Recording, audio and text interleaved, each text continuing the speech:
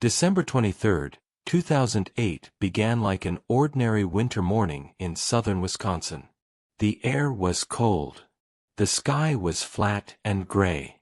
Janesville was already dressed for Christmas. Lights hung in storefront windows. Wreaths were fixed to doors. Families were counting down to the holiday. But on the south side of town, inside a factory that had outlived presidents, recessions, and war, people were counting down to something else. Inside the General Motors assembly plant, the line was moving for the last time. For almost 90 years the building had trained the city to think in shifts. You did not ask where someone worked. You asked which shift. You heard the plant in the rhythm of traffic before dawn, in the lunch rush at neighborhood diners, in the evening headlines timed to catch workers on the drive home. If you grew up in Janesville, you grew up with the plant's gravity. It was not just the city's largest employer. It was one of the structures that taught the city what stability looked like. And that morning, it was ending. By the time the last sport utility vehicle rolled toward the end of the floor, hundreds of workers had gathered nearby. Some had spent 20 years there. Some had spent 30. Some came from families that had worked inside the same walls for 3 generations. They had bolted, welded, lifted, painted, inspected, and repeated the same movements until those movements became muscle memory. They knew the sound of the line better than they knew silence. They knew how a good shift felt in their bodies. They knew how to tell from the smell of oil and hot metal whether production was running clean. They knew how to work while the noise pressed into the chest at nearly the same volume day after day. What they did not know was how to watch the place die. The image that survived was simple enough to fit in a single frame. The final vehicle, workers standing around it, a banner announcing the end. But the meaning of that image was not simple. Because when the line stopped, Janesville did not lose only a factory. It lost a system of time, wages, inheritance, expectation, and civic identity that had organized life in the city for decades. This was not a plant that had drifted into irrelevance before anyone noticed. It had been open since 1919. It survived the Great Depression. It retooled for war. It helped build millions of vehicles. It employed more than 7,000 people at its peak. By 2005, it had assembled 16 million vehicles. For a long stretch of the 20th century, it helped make Janesville one of the clearest examples of what industrial America promised working families: steady wages, union protection, pensions, health care, and a ladder into the middle class for people who did not need elite credentials to earn dignity. Then it was gone. And because the closure happened in the middle of the financial crisis, and because a presidential candidate had stood on that factory floor earlier in 2008 and spoken about another 100 years, the death of the plant became more than a local economic story. It became a national symbol. Politicians used it. Reporters revisited it. Analysts debated it. Campaign speeches distorted it. But for the people who lived through it, the story was always simpler and harsher than the symbolism. They had built what they were asked to build. They had adapted when the company retooled. They had accepted concessions when they were told it might keep the plant alive. They had done what industrial workers are always told to do: be productive, be loyal, be flexible, trust the future. Janesville kept its side of the bargain. The question this story asks is whether General Motors ever intended to keep its side of that bargain for the city that gave it nearly a century of labor. This is the story of how GM came to Janesville, how the city rose with it, why the plant became indispensable, how it was slowly made vulnerable, and what remained after the line went silent. It is a story about tractors, cars, artillery shells, union strikes, suburban prosperity, oil shocks, SUV profits, financial collapse, broken political language, commuter exile, retraining, and memory. But underneath all of it is one deeper subject. How does a city built around industrial permanence learn to live after permanence ends? Janesville sits along the Rock River in southern Wisconsin, close enough to Chicago to feel the pull of the industrial heartland, but far enough away to have once seemed peripheral to it. In the early 20th century it was still, in essential ways, a town defined by agriculture and regional trade. The surrounding land was productive. The river mattered. The pace was slower. It was not yet the kind of place that Americans associated with giant manufacturing scale. That began to change because General Motors, then still a relatively young corporation, was searching for ways to expand. In 1918 and 1919, GM was pushing into farm machinery through its Samson tractor operations. The move made sense on paper. American agriculture was vast. Mechanization promised growth. The company needed facilities, labor, transport connections, and a place where expansion would not require building everything from nothing. Janesville fit that need. GM acquired the Janesville Machine Company and folded the local operation into the Samson tractor venture. The first tractors came off the line in 1919. For a brief moment, Janesville looked like it might become a tractor town. But the first lesson of the plant's history arrived almost immediately. Industrial destiny is never as stable as it appears at the beginning. The post-war farm depression hit. Demand collapsed. The tractor operation faltered. Layoffs followed. The first version of GM's Janesville future nearly ended before it began. And yet the company did not leave. That decision is the hinge on which almost the entire modern history of Janesville turns. GM could have written the failed tractor experiment off as a misjudgment and moved on. Instead, it retooled. In 1923, the facility began producing Chevrolets. The first car rolled off the line on February 14th of that year. What had briefly been a farm equipment experiment became something larger and more durable. An automobile plant with room to grow. What followed was one of the classic stories of industrial American city-making. The plant expanded again and again through the 1920s and 1930s. Each addition meant more workers. Each new worker meant more demand for houses, groceries, schools, churches, taverns, barbers, mechanics, and all the ordinary institutions that become ordinary only after enough paychecks circulate through them. Janesville did not merely host the plant. It began to reorganize itself around it. This is an important distinction. Plenty of towns had factories. Fewer became so tightly fused with a single employer that the employer became part of the city's emotional architecture. Janesville did. The plant was not just an economic engine. It became a place where sons followed fathers, where summer jobs turned into careers, where union cards and company badges marked adulthood, and where the abstract idea of American industry became visible and local. Families learned to measure security against the plant's health.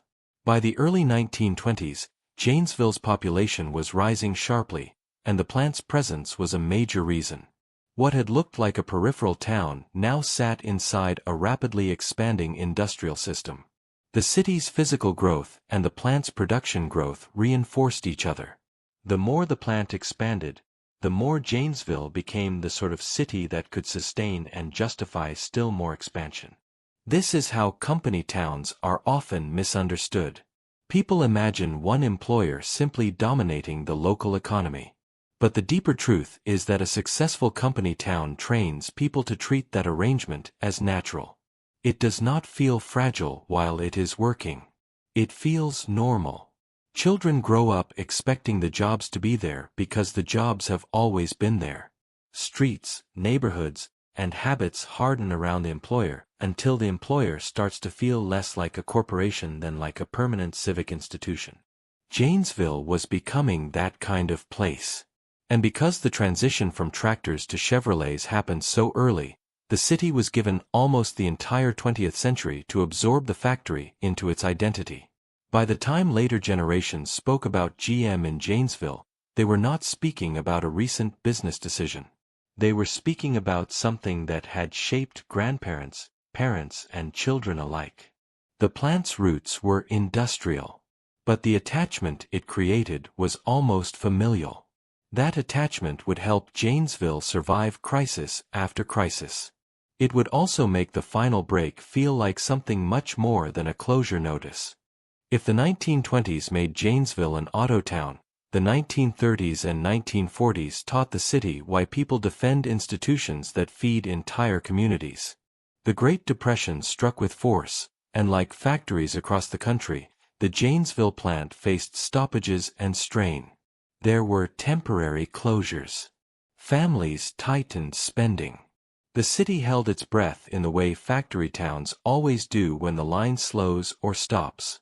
But even in hardship, GM's Janesville operation remained central enough that saving work there meant saving more than the plant itself. One of the strangest and most revealing episodes of those years came at the 1933 World's Fair in Chicago.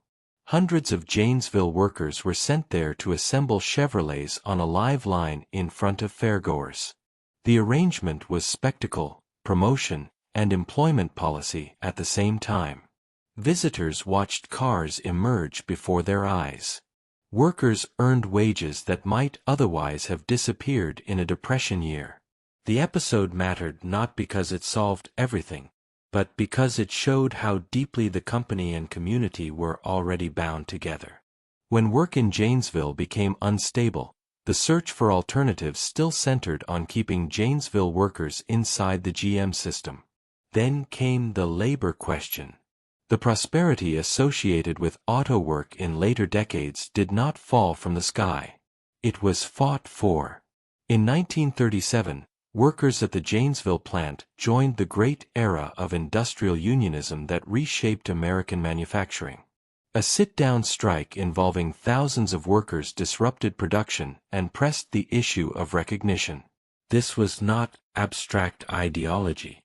It was a direct struggle over wages, security, and dignity inside a plant whose people already understood how much of Janesville depended on what happened there. When recognition came and UAW locals took root, the consequences reached far beyond any one contract. Over the next decades, the wages, benefits, healthcare, grievance procedures, and pensions that made GM employment the best job in the region all rested on the institutional power created in moments like 1937. Workers in the boom years would inherit gains that earlier workers had forced into existence through confrontation. That is why later generations spoke about the plant with pride that went beyond simple pay. They believed the stability there had been earned. World War II deepened that feeling. In 1942, normal automobile production halted and the plant was converted to wartime output. Instead of civilian vehicles, Janesville workers manufactured artillery shells, millions of them. A place built for cars became a place serving national survival. The symbolic effect on the city was enormous. If the plant could shift from peacetime industry to wartime production and perform at scale, then it confirmed something residents already suspected. This was not a marginal facility. This was a serious American factory with a workforce capable of doing whatever history demanded. When peacetime auto production resumed after the war, the plant returned not as a relic of pre-war industry but as an asset ready for the post-war boom. And that mattered because the post-war decades would do more than enrich the plant. They would transform the social meaning of work in Janesville. The plant did not just provide jobs. It provided entry into the American middle class. That promise sounds ordinary now because it was repeated so often across the 20th century. But in practice it was extraordinary. A worker without a college degree could earn a wage strong enough to buy a house, raise children, support a spouse, save for retirement, and imagine college for the next generation. That was the quiet revolution hidden inside industrial payrolls. The line was punishing. The noise was relentless. The work wore down shoulders, knees, backs, ears, and patience.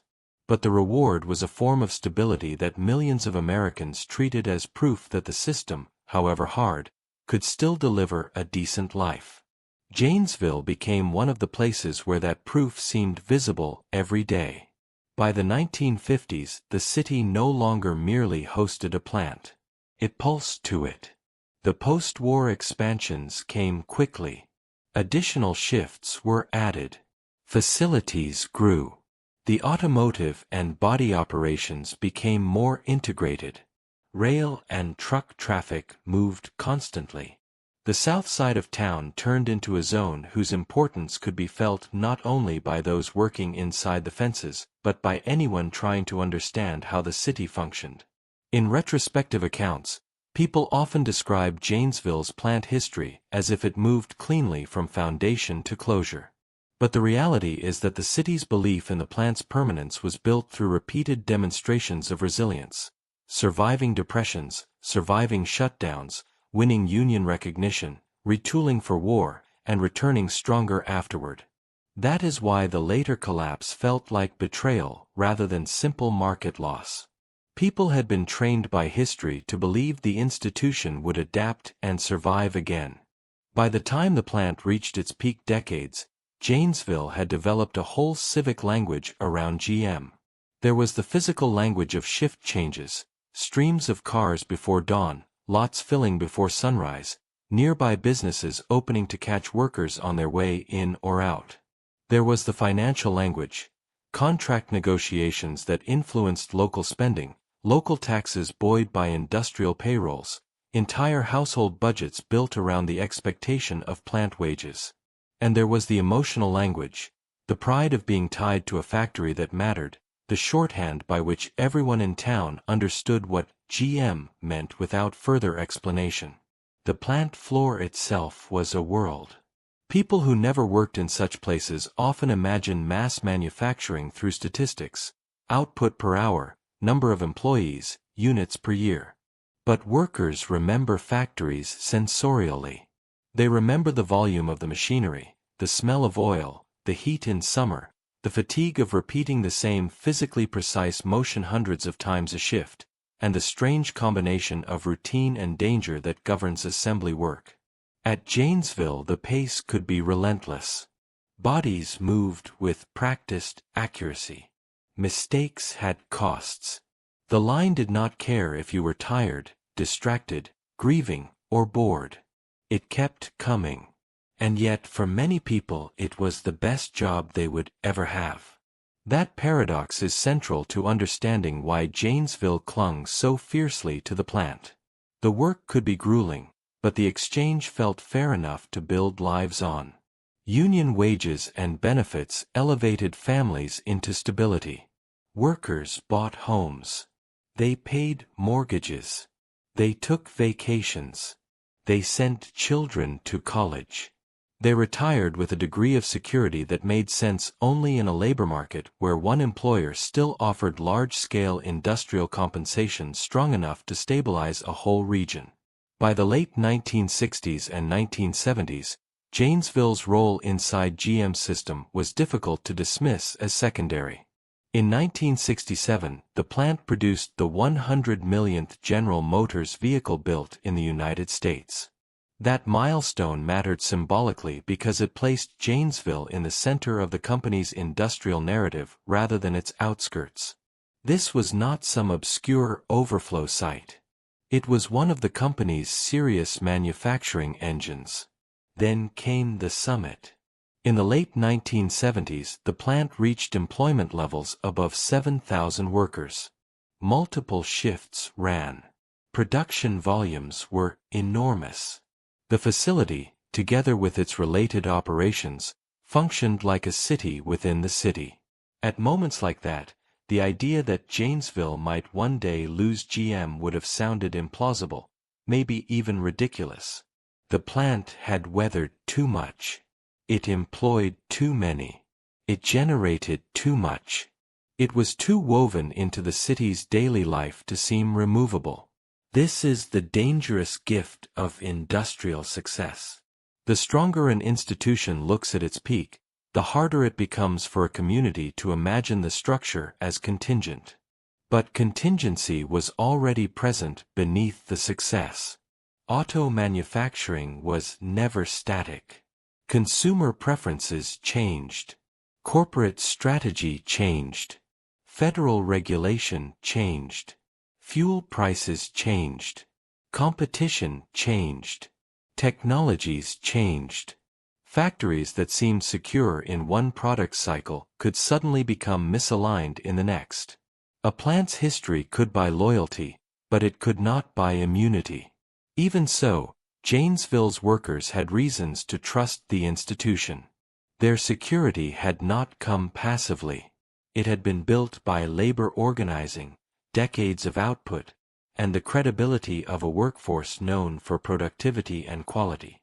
When people in later years said the workers had done everything they were asked to do, that claim rested on a long historical record. Janesville had adapted repeatedly. It had built what the company needed built. It had produced at scale. It had maintained a cooperative labor management reputation strong enough that outsiders pointed to the plant as an example. That is why the later decline did not immediately feel inevitable, even when the warning signs appeared. Because to many people in Janesville, the plant was not only a business unit inside a giant corporation. It was an institution that had earned the right to continue. And if it had been earned, then surely it could be saved. That belief would shape the decisions workers and local leaders made in the decades before closure. It would also set up one of the harshest lessons in the story. Productivity, loyalty, and history do not always protect a place once corporate strategy starts moving somewhere else. The end of industrial systems is often narrated as if it arrives in one dramatic announcement. But Janesville did not collapse all at once. It was weakened in stages. That matters, because communities do not usually lose faith after the first cut. They rationalize. They wait. They accept the next adjustment as temporary. They tell themselves the plant has survived worse.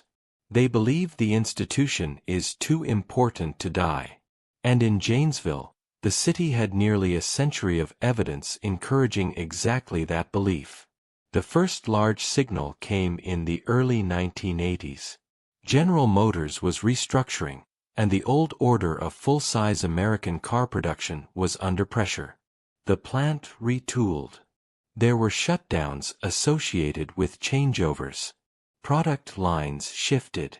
Compact cars and new technologies came in. The move did not close Janesville, but it established a pattern that would become familiar. Major decisions about the plant's future were being made far above Janesville, and the city's role was increasingly to absorb those decisions rather than direct them. Then came the mid-1980s transfer of pickup truck work and jobs to Fort Wayne. This was not merely a line adjustment. It was a wound. Jobs moved. Families uprooted. Workers who wanted to remain inside GM's system had to consider leaving the city their lives were built around. Even for those who stayed, the meaning was unmistakable. If important work could be taken away from Janesville and reassigned elsewhere, then the plant was not invulnerable. It was being ranked, compared, optimized, and sacrificed in the same language of corporate calculation that had already reshaped so many other industrial communities. This is the stage in factory stories where denial and realism begin living side by side. People knew something had changed. But they also knew the plant was still there. The line still ran. Wages still arrived. Houses were still paid for. Children still grew up believing GM might define their futures just as it had defined their parents' and grandparents' futures. Partial loss did not yet look like terminal decline. It looked like trouble that could still be managed. And Janesville tried to manage it. Local union leadership negotiated concessions in exchange for promises and commitments intended to keep the plant open. These were not symbolic gestures. They were painful local adjustments made by workers who understood what was at stake. Concessions always ask labor to swallow immediate losses in exchange for the hope of longer-term survival. In Janesville's case, that gamble bought time. It did not solve the underlying vulnerability. That distinction is crucial. For workers and local leaders, saving the plant often meant treating time itself as victory. If concessions kept the building open for another year, another product cycle, another decade, then the fight had value. And it did. Whole careers were preserved that might otherwise have ended earlier. Families stayed afloat. Pension years accumulated. Children finished school. The city kept its backbone a little longer. But from the corporation's perspective, a plant preserved by local sacrifice can still remain expendable if a future strategy no longer favors it. Janesville's survival bargain in the 1980s led directly into the next chapter: specialization. The plant was eventually assigned full-size trucks and sport utility vehicles. At first, that looked like rescue. In the 1990s and early 2000s, as American appetite for big vehicles exploded, Janesville's specialization made it highly valuable. The same plant that had looked vulnerable became indispensable again. Profit margins on large SUVs were strong. Demand was strong. The city exhaled. But there is a difference between being safe and being temporarily central to a profitable product cycle. Janesville had not escaped vulnerability. It had concentrated it. The plant was becoming extremely good at building a class of vehicle whose fate depended on fuel prices, consumer confidence, and a broader corporate system already strained by debt, legacy costs, and strategic confusion. That made the prosperity real, but it made the security less durable than it appeared. This is one of the deepest tragedies in the Janesville story. The plant survived by becoming excellent at precisely the products that would later expose it most brutally. What looked like salvation in one decade became a trap in the next. And because the city had already learned to trust the institution's ability to reinvent itself, that trap was hard to see clearly while times were still good. For a while, specialization felt like vindication. By the early 1990s, Janesville was deeply associated with full-size trucks and sport utility vehicles. The vehicles were large, profitable, and culturally in step with an America that was leaning into suburban space, comfort, image, and fuel habits that no longer felt fragile. Families bought bigger vehicles. Drivers liked height, cargo room, and the symbolism of scale. Dealers moved inventory. GM made money. Janesville stayed busy. From inside the city, this looked like a comeback. The plant that had been threatened in earlier restructuring cycles had found a product niche the company urgently needed. Workers could point to output and quality. The local union could point to the success of keeping the plant alive.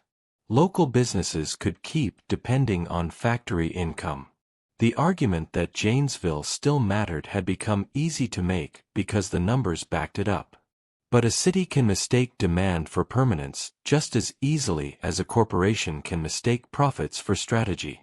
Big SUVs generated cash, but they also tied Janesville's future to a narrow set of assumptions. Gasoline had to remain cheap enough.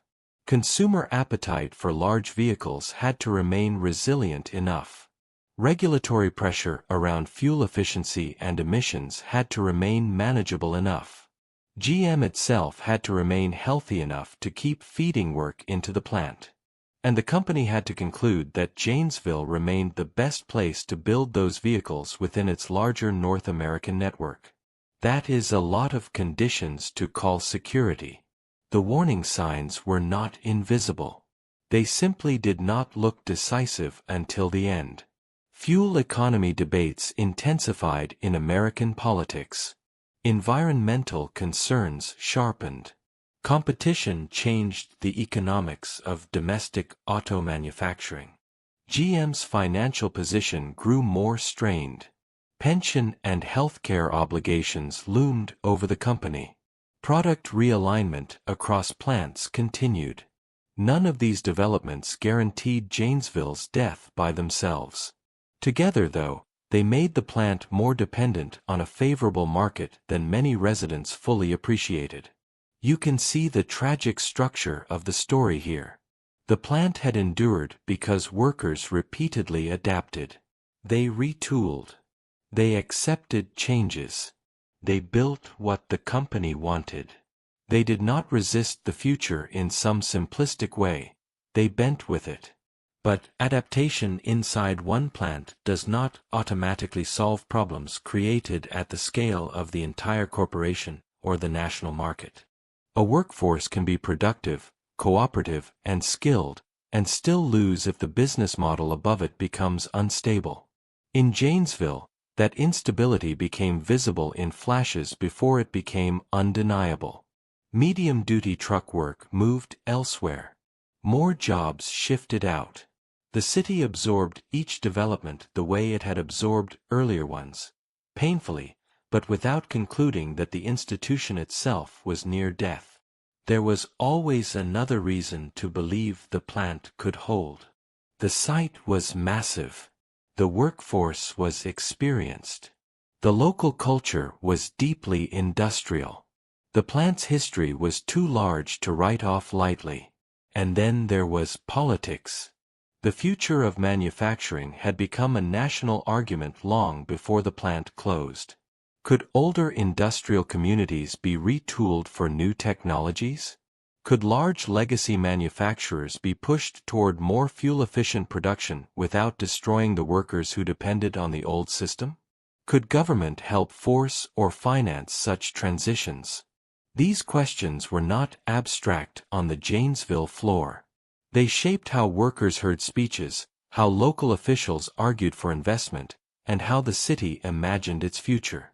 The idea that Janesville might be retooled for a cleaner or newer manufacturing era was not absurd.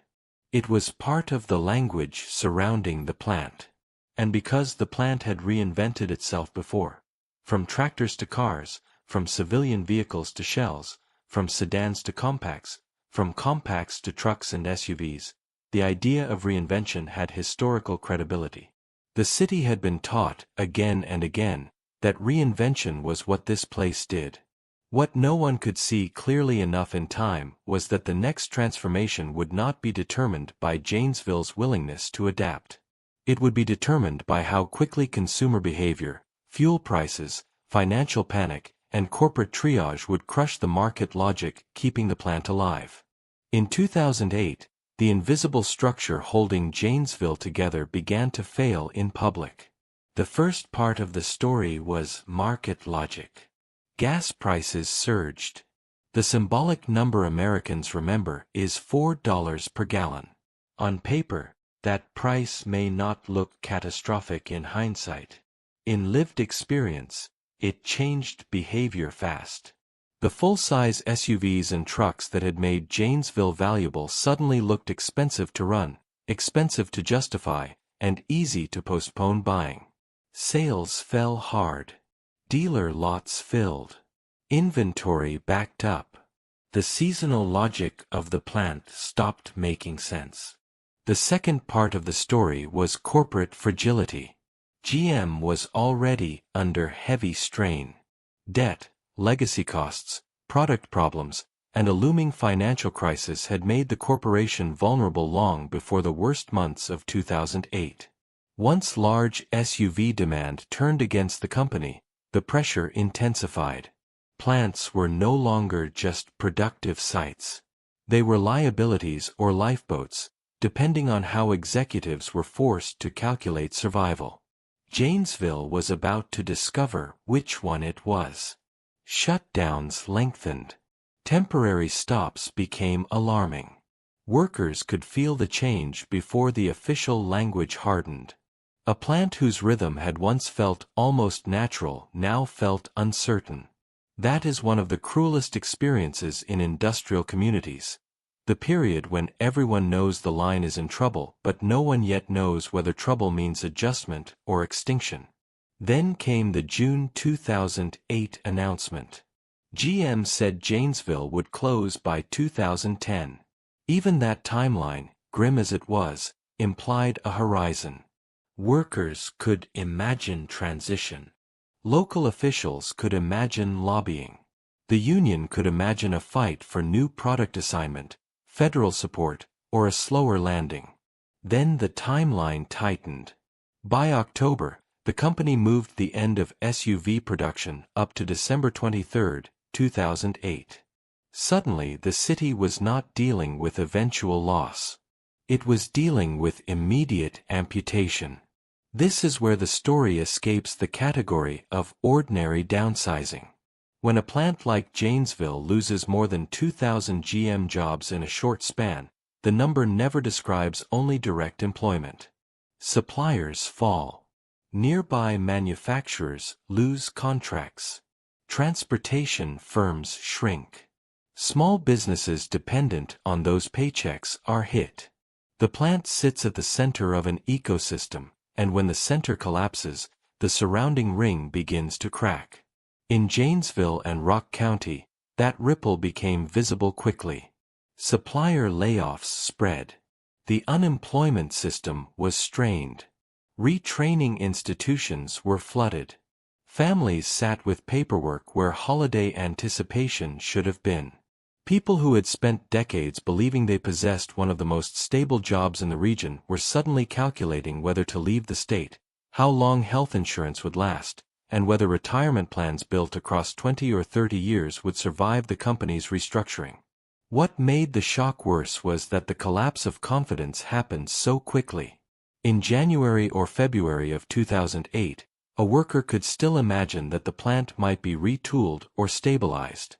By the end of the year, the argument had shifted from "how do we save it?" to "how do we survive after it?" The suddenness matters because Janesville had spent decades learning to endure slow industrial pain. It did not get a slow ending. It got a historically layered institution turned into an urgent cost line during the worst economic crisis in generations. And because national politics were moving around the same timeline, the plant's last year became saturated with rhetoric. This is where memory gets complicated. Workers were not living in pure economics. They were living inside a moment in which presidential candidates, members of Congress, governors, local union leaders, and corporate executives all spoke about the factory's future in different registers. Hope and realism coexisted. So did conditional language and the emotional hearing of promises. That would matter enormously. Because once a factory town believes the future is being acknowledged at the highest levels, the eventual collapse feels not only economic but personal. Janesville did not just lose product demand. It lost the belief that the people speaking about its future actually controlled it. In February 2008, Barack Obama visited the Janesville plant during the presidential campaign and spoke about the future of American manufacturing, retooling, and a cleaner industrial economy. The line that survived in memory was the line about another 100 years, conditional in the official transcript, but heard by many workers in the room as a real affirmation that their plant had a future if government and industry acted together. That gap between precise political language and lived hearing is one of the most important interpretive problems in the Janesville story. Technically, the statement was not a signed promise. Politically, it was a vision statement tied to policy hopes. But emotionally, inside a factory town whose people had spent decades trusting spoken commitments from management, union leaders, and public officials, the distinction between "if this support exists" and "this plant will endure" could collapse fast. A candidate had come to the floor. He had said the city's name. He had spoken the language of industrial renewal. Workers heard that not as abstract rhetoric, but as public recognition that what they built still mattered. Then, in June, GM announced closure plans. From the workers' standpoint, the chronology was devastatingly simple. February brought the language of future. June brought the language of death. By October the timeline had moved forward. By December the main line would stop.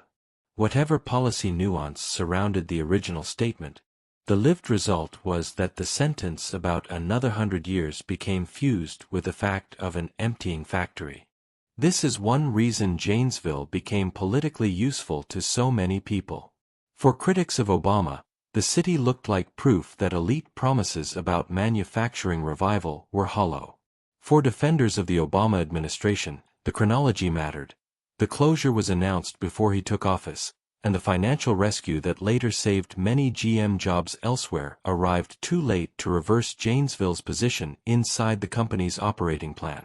For local officials like Paul Ryan, who represented the district and lobbied on the city's behalf, the plant also became a symbolic object, a way to talk about national decline, broken trust, and public disappointment. But symbolism can flatten experience. To the workers who were actually inside the plant, political blame was never as neat as convention speeches made it sound. They knew the market for SUVs had collapsed. They knew GM was in trouble. They knew decisions were being made above them long before any new administration could fully act.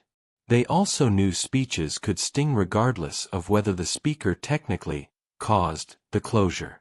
They watched politicians argue over their city while families were deciding whether to move to Indiana, Kansas, Louisiana, or Michigan to protect pensions years in the making.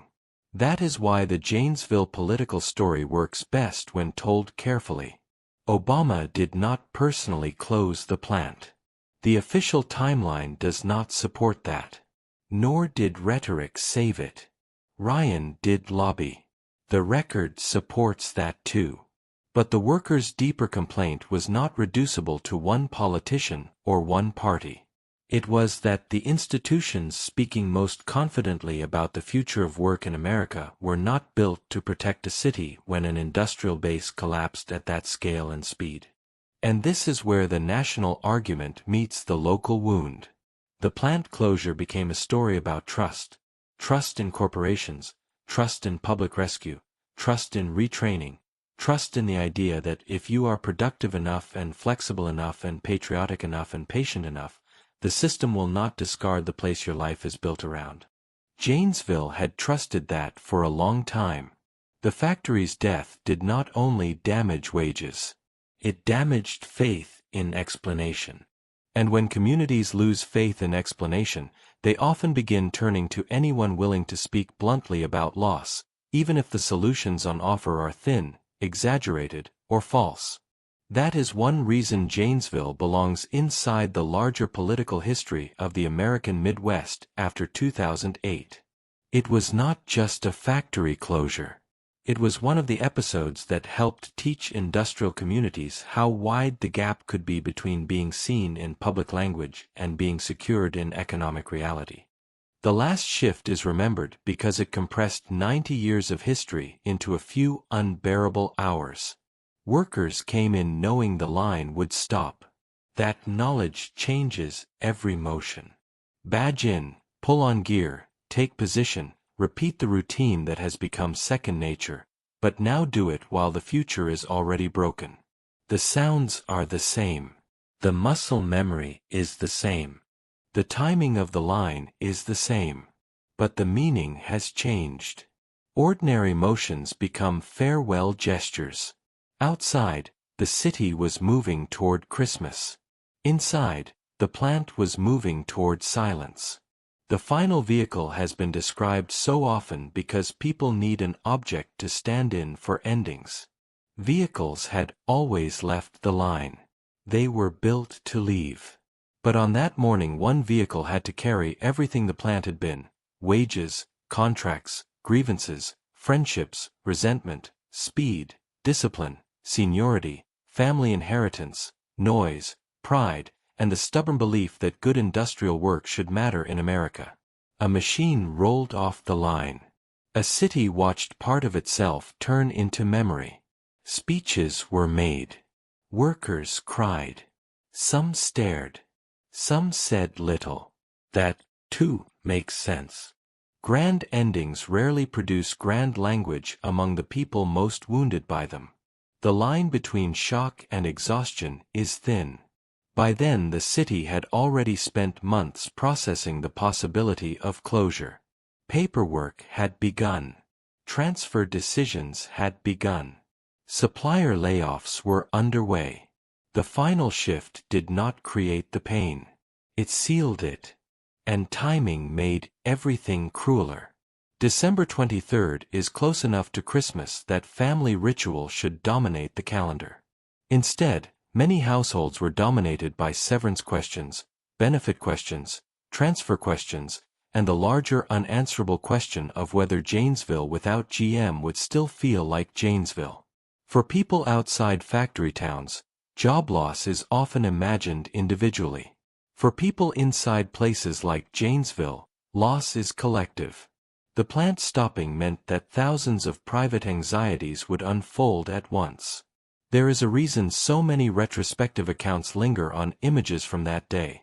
The union remarks, workers touching the final vehicle, residents outside the gate, the symbolic contrast between winter holiday decoration and industrial death.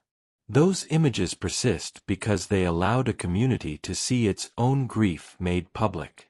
But public grief is not recovery.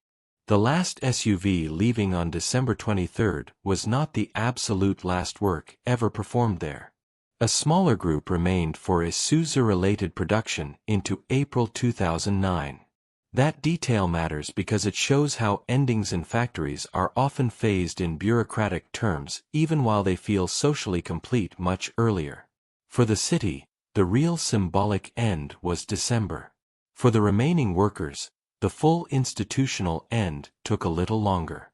Then came decommissioning, standby status, and a building that still looked like a factory from the outside while its purpose had been drained away inside. It is difficult to overstate how psychologically disorienting that can be. A plant on standby is not the same thing as a live plant, but it can prolong hope. Security patrols continue. Fences remain. The structure still dominates the landscape. From a distance, the city can pretend nothing final has happened. In Janesville, that hope lingered for years. The formal reclassification as permanently closed did not arrive until later. Waiting became part of the wound. And because waiting stretches grief, the last shift never really remained only one day in memory. It became the start of a longer period in which workers and residents kept asking whether some future rescue, reassignment, or redevelopment might restore what had been lost. Nothing restored it. That is why the last shift matters so much in narrative terms.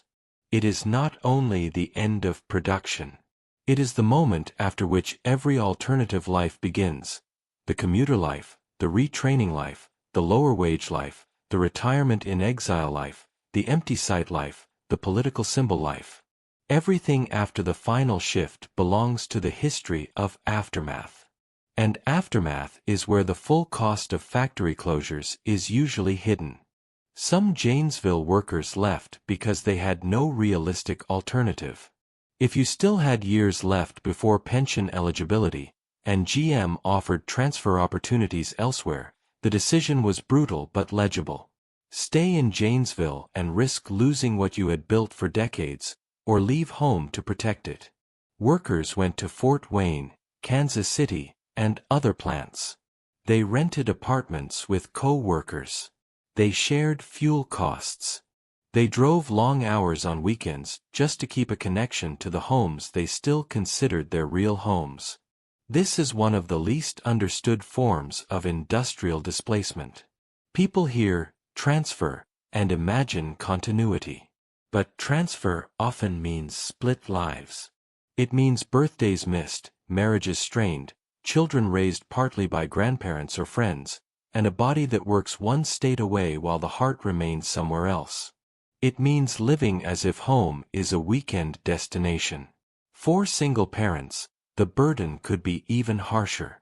Some left children in Janesville to finish high school or remain in familiar communities. Family networks absorbed care.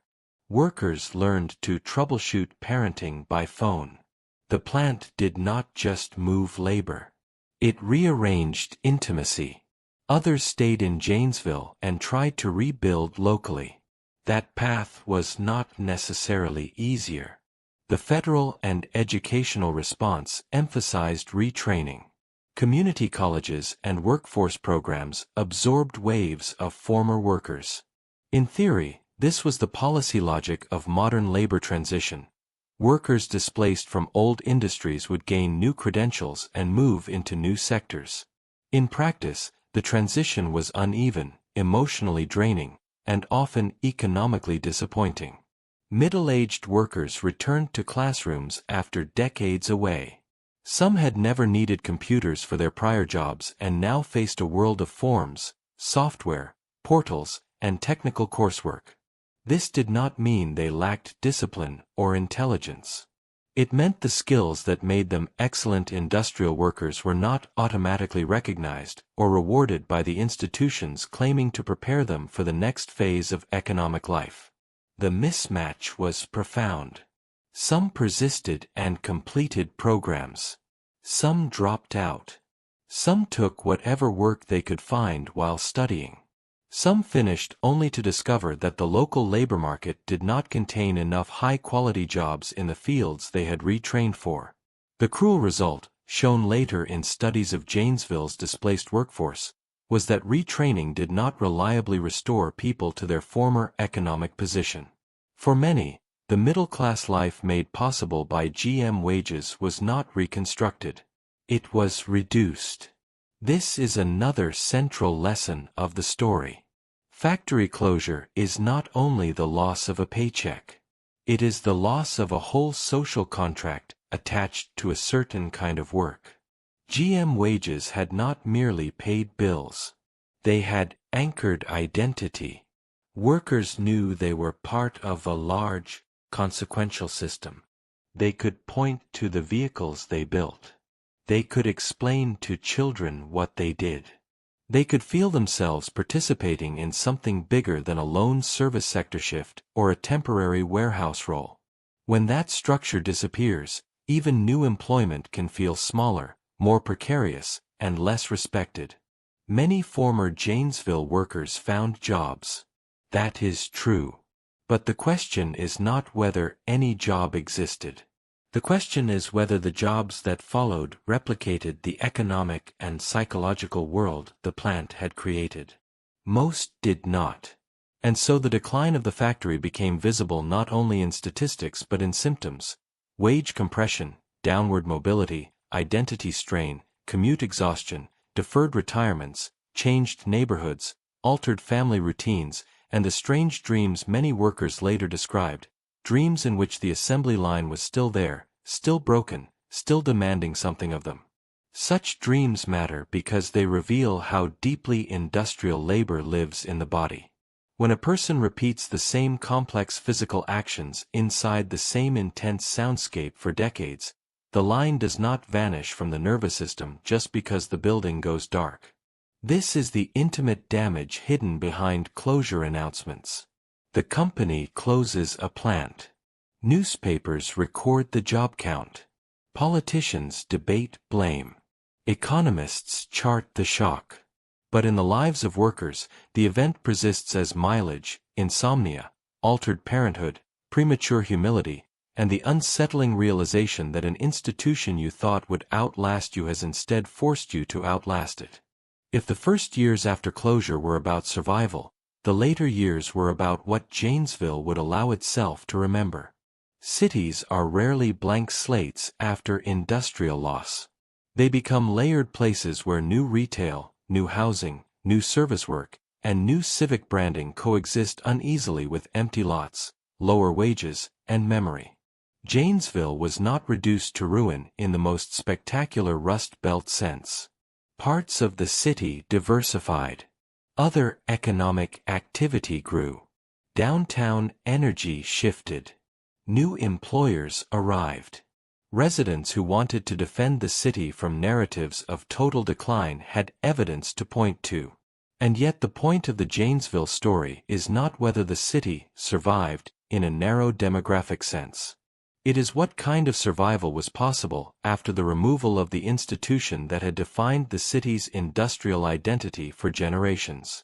A replacement economy can provide jobs without reproducing the same level of wages, benefits, union strength, or civic coherence. It can generate activity without restoring the specific form of stability people once treated as normal. That is exactly why former workers often speak about the post-closure years with a mixture of gratitude and grief. They can acknowledge that Janesville is not dead while still refusing the idea that what was lost was replaceable. The site itself embodied that tension. For years the plant sat on standby, an industrial giant whose exterior still suggested function even though the line inside was cold. Hope lingered because the building remained visible. A standing structure can fool a city into imagining a reversible future. But as years passed, the logic of reactivation weakened. Eventually the site moved toward demolition and redevelopment. Demolition is a practical act. It is also a moral and emotional one. To demolish a plant like Janesville is not merely to remove obsolete square footage. It is to erase a landscape in which thousands of people located their working lives. The smokestack, the fences, the loading areas, the office facade, the parking lots, these were not just industrial objects. They were coordinates in personal history. People drove past them and remembered fathers, mothers, first shifts, strikes, layoffs, paydays, and Christmases that had once felt secure. When demolition began, it was therefore experienced in contradictory ways. Some welcomed it because the empty shell had become a monument to hurt. Others dreaded it because once the concrete and steel were gone, memory would have fewer visible anchors. A city can preserve stories. It cannot preserve the bodily scale of a factory once that factory has been turned into cleared land. And still Janesville had to decide what to become. This is where the story becomes larger than one city.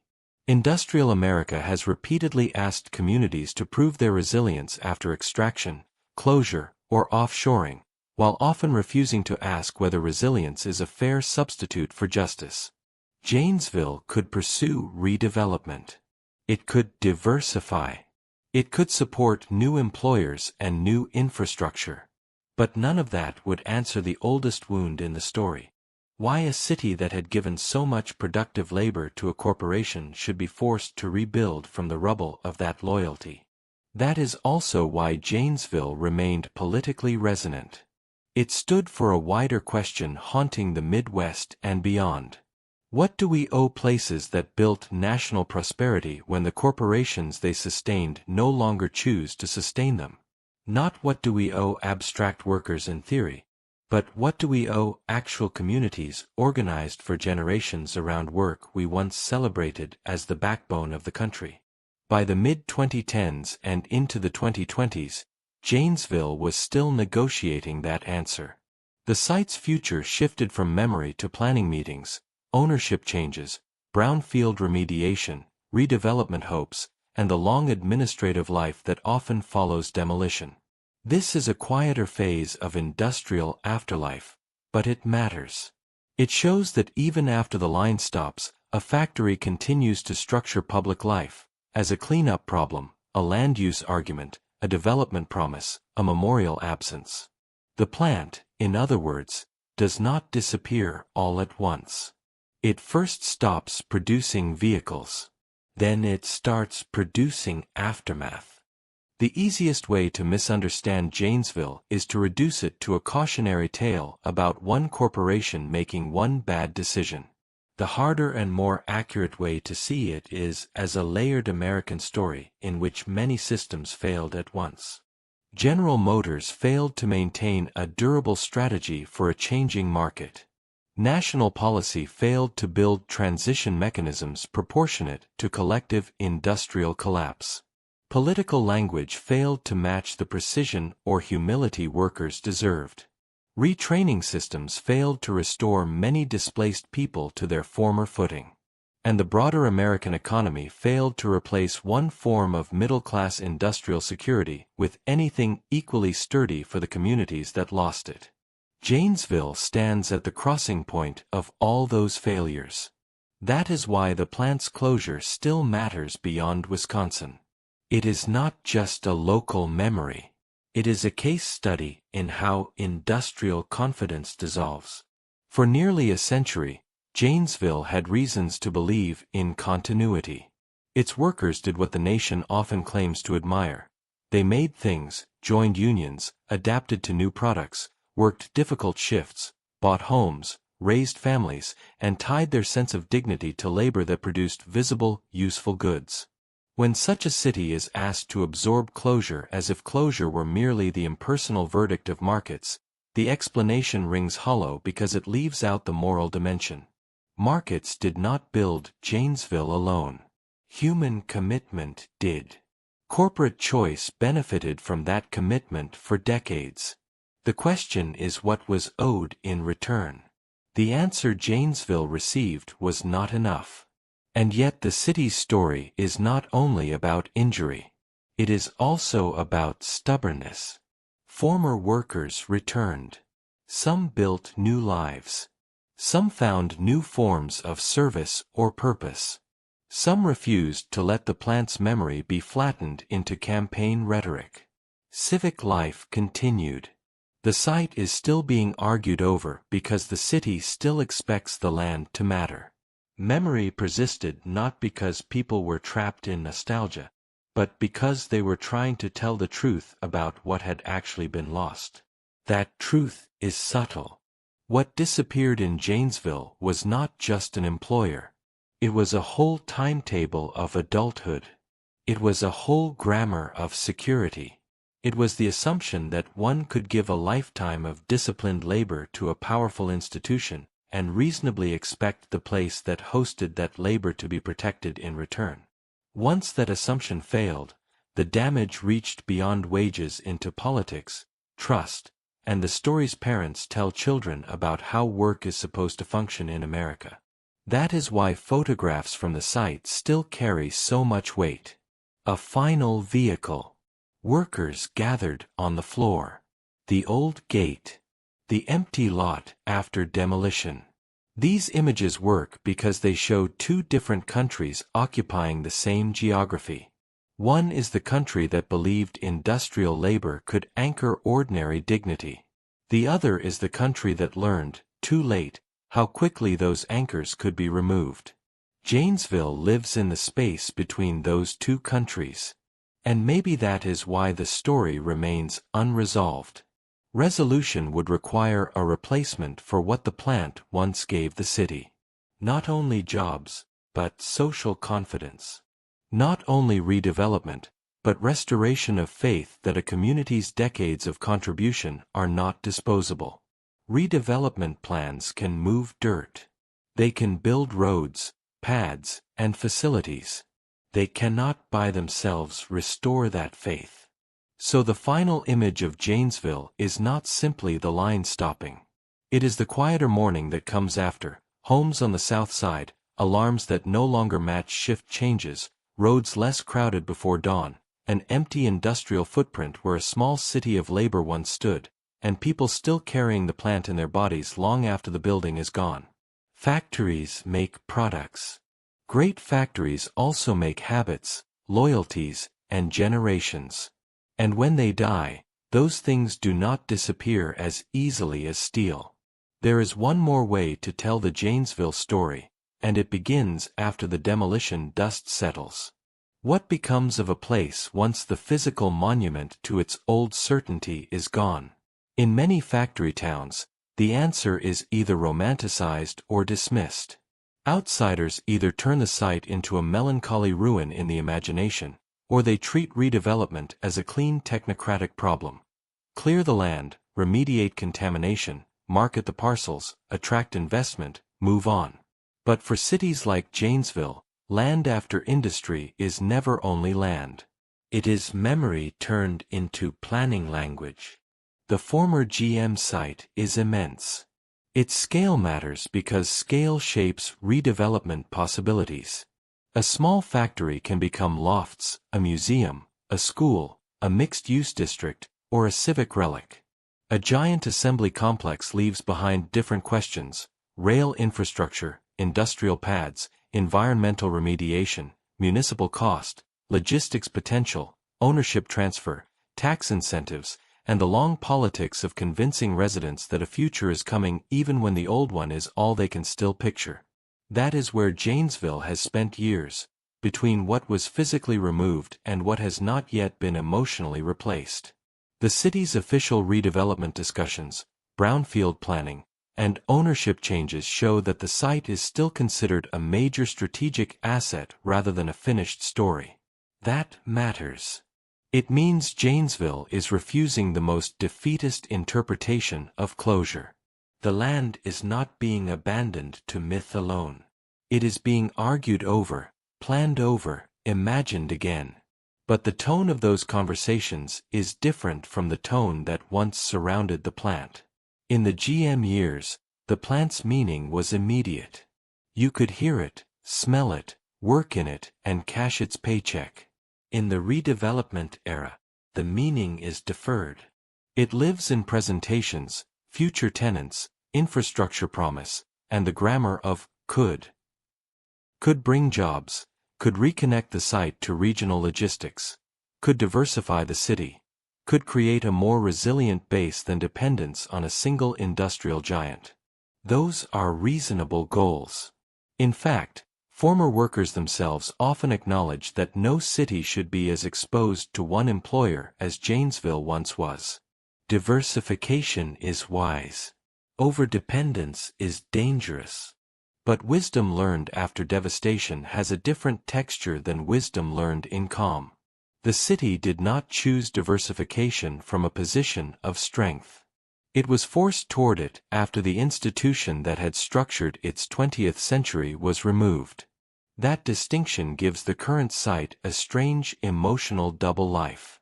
To planners, it is future-oriented land. To former workers, it is also sacred ground. Not sacred in a sentimental sense. Sacred in the sense that many lives were built there. Entire biographies were shaped there.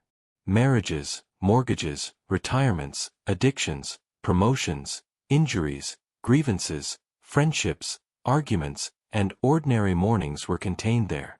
A city can reuse land without insulting memory, but only if it tells the truth about what memory is attached to.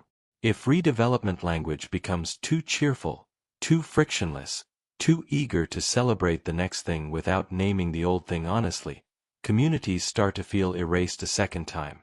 Janesville has often avoided that worst version of amnesia. That is to its credit. The plant remains part of civic memory because people keep reintroducing it into the public story. Journalists keep returning to it. Former workers keep speaking about it. The city's identity never fully detached from it, even as the city worked to become more than it. And that may be the healthiest possible outcome. Not nostalgia without change, not change without memory, but change that is forced to pass through memory.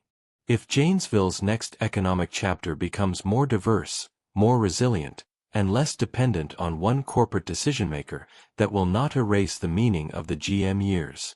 It will only prove that the city learned something from losing them. The loss, however, remains the teacher. And perhaps that is the most honest way to end this section of the story. The site still has a future. The city is still here. New projects can come.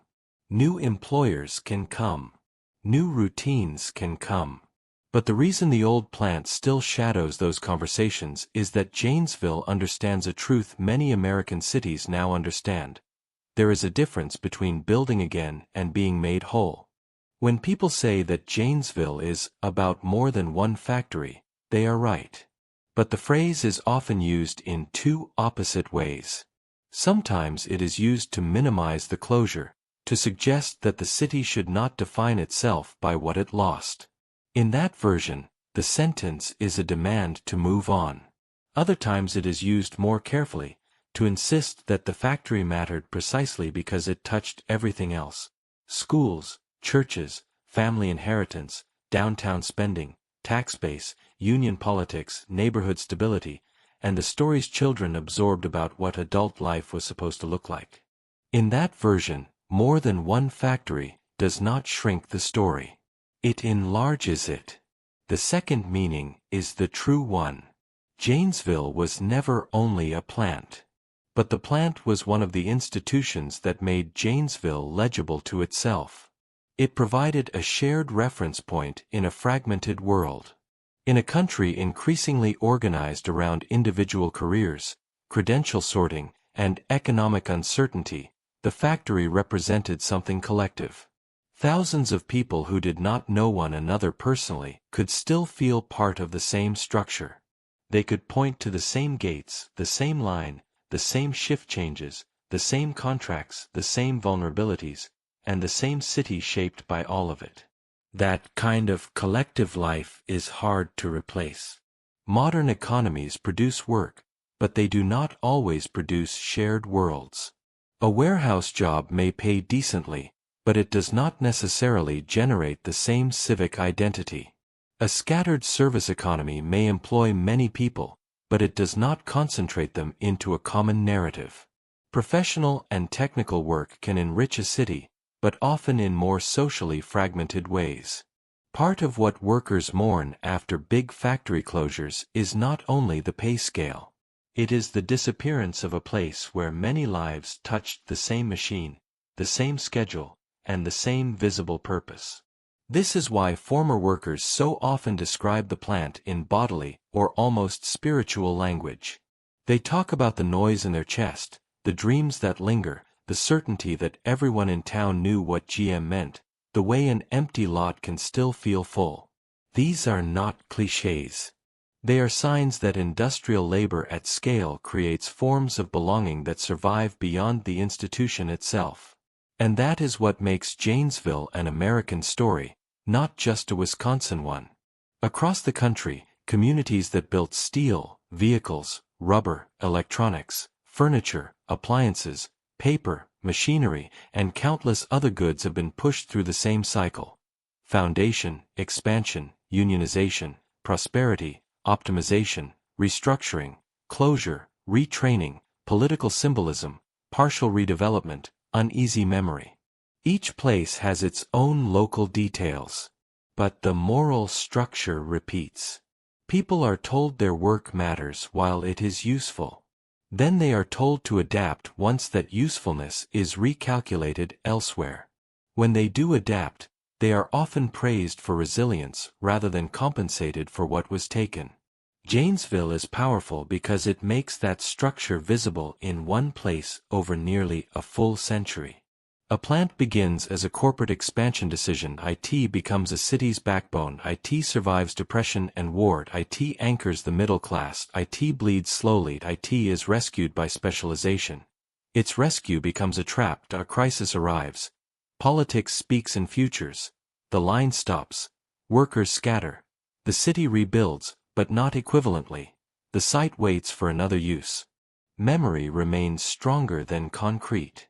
That is the full architecture of the story. And if the story continues to attract attention, it is because many Americans recognize pieces of their own local history inside it. Some see Bethlehem Steel. Some see Packard. Some see Flint. Some see Lordstown. Some see their own smaller town with a paper mill, a part supplier, a call center, or a textile plant that once looked permanent. Janesville endures as a subject because it answers a question that never really goes away in industrial societies. What does a community become after the work that taught it who it was has been taken away?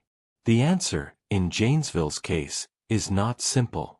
The city becomes more diversified, more cautious, more historically aware, perhaps more skeptical of easy promises. It becomes a place still capable of growth and invention, but one that cannot honestly speak about itself without also speaking about the line that once ran on its south side.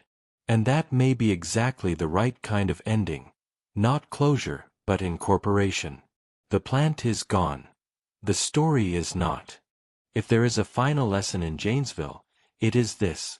Prosperity built around one institution can feel permanent for so long that people stop recognizing it as a bargain.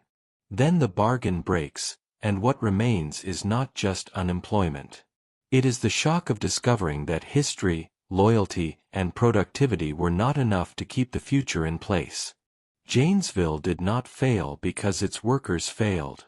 It failed because a city that had spent nearly a century proving its usefulness could still be overtaken by a larger chain of corporate strategy, energy prices, financial panic, and political delay.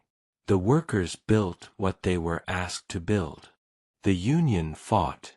The city adapted. The plant survived every era until the era in which survival itself was being redefined from somewhere far away. And still, memory does not obey closure notices. The plant is gone as a working institution. The smokestack has fallen. The line is silent. The land is being prepared for another future. But Janesville still lives with the shape of what was there. It lives in family stories, in old photographs, in local politics, in wage comparisons, in the dreams former workers still describe, and in the stubborn refusal to pretend that what was lost was ordinary. For nearly 90 years, General Motors and Janesville built each other. What happened after that is not just the story of one plant. It is the story of what America does to places after it has finished using them.